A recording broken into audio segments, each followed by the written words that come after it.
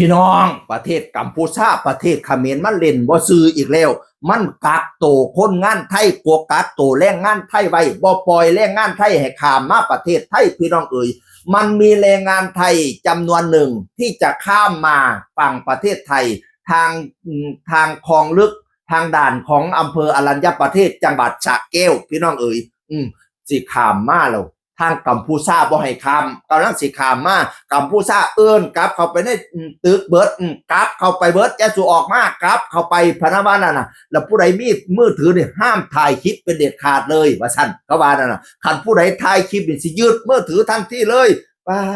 ดมันสิจับประชาชนไทยไว้เฮ็ดหยังมันสิเอาไปไว้เฮ็ดหยังเลี้ยงทหารลบก็ลบกันไปอันนี้มาจับประชาชนพลเมืองไว้เป็นตัวประกันนี่บ่แม่นแนวเด้มันคู่พร้อมว่ากับผู้ใดออกไปสิจับเป็นตัวประกันพะนะว่านั่นน่ะ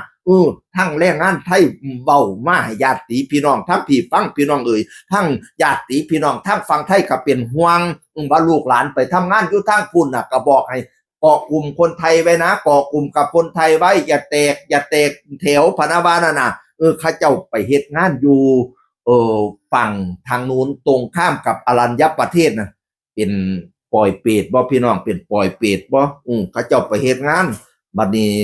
ทางประเทศไทยเนาะก็ส่งนายตำรวจของฝั่งวัดป่าจีนละไปคุยเขาเจ้าก็บ่ยอมปล่อยเด้เขาเจ้าว่าให้ทูตมาคุยว่าซั่นว่าหลังจากทูตไปคุยก็ยังไม่ยอมปล่อยพี่น้องเอ๋ยมันมาสวดซ้ำน้ำมาก่อนใช่ปะมันสิไว้เฮ็ดหยังบ่ญาติผู้นึงซึ่งเรามีหลานเราเฮ็ดงานอยู่ฟังพุ่นบอกว่าหน้าด้านน่ะขอเก็บเงินคนละ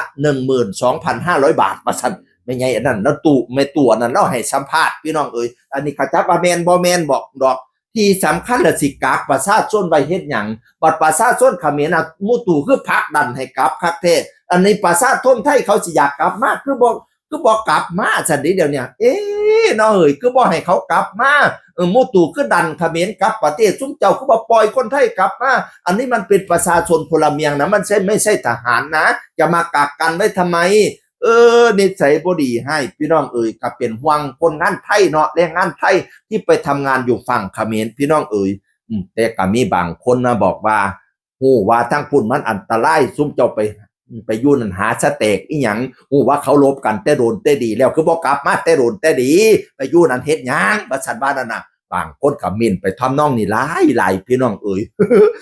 บอกว่าข้ามอรัญญประเทศน่ะมันปล่อยเปรตบ่แม่นมองนี้หยังปล่อยเปรตน่ะมองนี้หยังซุ่มเจ้าไปเฮ็ดแรงงานไปเฮ็ดอาชีพอีหยังล่างคนก็ถามพี่น้องเอ๋ยงานอยู่ไทยก็หลายกระดอกกระเดียมีแต่เขมรความแต่โคบมาเฮ็ดงานอยู่ไทยอันนี้คนไทยความไปเฮ็ดงานอยู่ปล่อยเปรตมันหมายความว่าจังไดซุ่มเจ้าไปเฮ็ดงานอีหยังหลังคนก็สอกก็ถามดิหลังคนแห่งบอกว่าบ่ต้องเอามันมาดอกปล่อยมันไว้อยู่นั่นล่ะมันอยากอยู่นั่นหลายว่าซั่นว่านั่นน่ะอันนี้อ่านตามคอมเมนต์นะคอมเมนต์ลักษณะนี้ก็เยอะมากพี่น้องเอ๋ยเนื่องจากว่ามันก็ลบมาโดนเติบแล้วน้องเอ๋ยก็จักเนาะก็บ่รู้คือกันว่าเพิ่นเป็นหยังคือบ่กลับประเทศไทยเพิ่นคือไปเฮ็ดงานอยู่นั่นอยู่ก็ฮู้อยู่ว่าเขมรมันอันตรายเป็นประเทศอันตรายซึ่งเป็นประเทศที่ทำสงครามด้วยกันน่ะเข้าใจบ่ซุมเจ้าเข้าใจบ่เป็นหยังยังไปเฮ็ดงานอยู่ประเทศที่กำลังทำสงครามกับประเทศไทย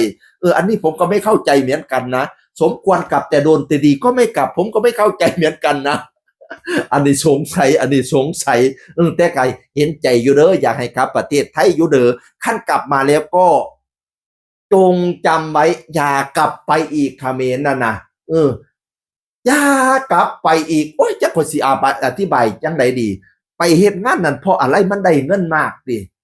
ไปทำงานอะไรมีคนถามซ้ำนี่ละเสียงคือคนเก่าเว้าสู่ฟังสวัสดีครับ